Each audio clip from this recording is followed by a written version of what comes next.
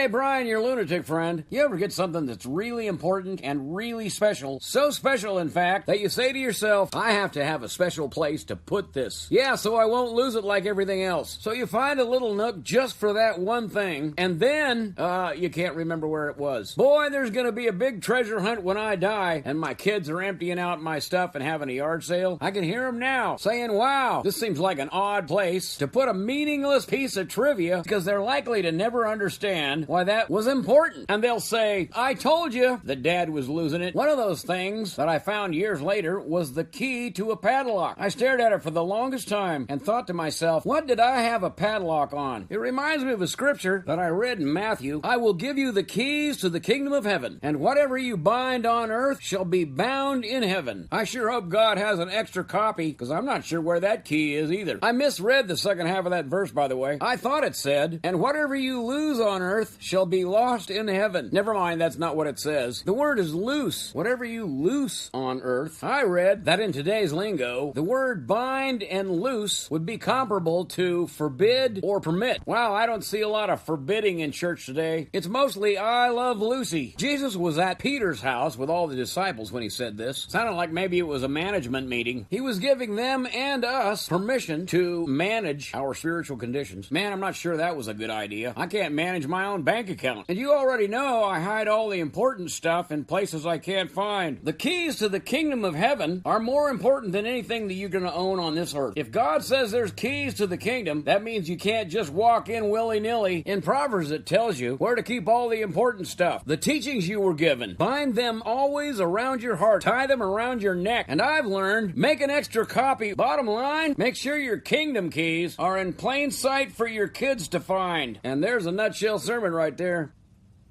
I hope you're finding some value in these little hide-a-sermons. Tell me what they're worth by signing the guest book or contributing to nutshellsermons.com/support.